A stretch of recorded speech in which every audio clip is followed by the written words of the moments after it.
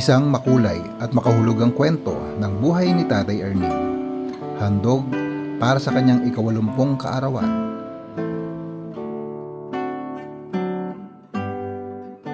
Si Ernesto Miklat Canlas ay ipinanganak noong April 5, 1946. Siya ay anak ni Isabelo Canlas at Sixta Miklat at ang panganay sa 10 magkakapatid. Kilala rin siya sa palayaw na Bilbao. Ang kanyang ama ay isang driver at naglalako naman ng kalamay ang kanyang ina. Dahil sa hirap ng buhay, napilitang siyang huminto sa pag-aaral makatapos ang 2nd taon ng high school. Sa halip, pinili niyang matuto ng pananahi upang makatulong sa pamilya at magkaroon ng sariling kabuhayan. Doon niya unang nasilayan ang dalagang si Rosa, na kanyang hinangaan dahil sa likas na ganda at kabaitan. Hindi nagtagal, sinimulan na ni Erning ang panliligaw. Ngunit hindi ito naging madali. Dahil tutol ang mga magulang ni Rosa dahil sa bata pa raw ito at masyado raw maraming magkakapatid sina Erning. Para sa kanila, hindi sapat ang pagiging magandang lalaki nito kung hindi sigurado ang kinabukasan. Lalong tumindi ang pagtutol ng matuklasan ng ama ni Rosa, ang mga liham ni Erning. Inakala nitong may relasyon na ang dalawa, kaya't nagpasya ang pamilya na ipadala si Rosa sa Maynila upang doon magtrabaho at mailayo kay Erning. Ngunit mga ilang panahon ay nagkasakit si Rosa, kaya siya ay pinauwi na rin sa Minalin. Noon namang February 12, 1966, ipinagdiwang ni Rosa ang kanyang ika-18 kaarawan sa isang simpleng salo-salo. Nandoon din si Erning. Sa gitna ng kasiyahan, pabirong sinabi ni Rosa kay Erning na kung totoo ang nararamdaman nito, magkita sila sa tulay bukas ng gabi. Ngunit para kay Rosa, isang biro lamang ito.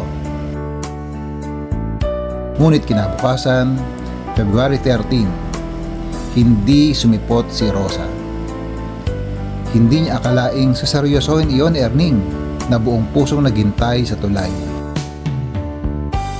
Nang mabalitaan ni Rosa mula sa kanyang kaibigan ang ginawa ni Erning, doon niya napagtanto ang lalim ng damdamin nito. At tulad ng isang kwento, tila itinadhana, hindi nagtagal, ay nagkatuluyan din sila. Noong February 14, 1966, ay pinili nilang magtanan niya lamang. At noong March 6, 1966, sila nga ay opisyal ng pinag-isang dibdib, kahit tutol ang mga magulang ni Rosa. A promise of love I recently learned is easy to... Paglipas ng panahon, tatanggap na rin naman ng pamilya ni Rosa si Erning. Mula noon, lalo pang nagsumikap si Tatay Erning bilang mananahi at kolektor. May mga panahong damang-dama niya ang pagod at hirap, ngunit hindi siya sumuko. Sa kabila ng lahat, marunong din siyang magpahinga at mag-enjoy. Paminsan-minsan, nakikita siyang nakikipag-inuman sa barkada at syempre, hindi mawawala ang kanyang paboritong laro, ang mahjong.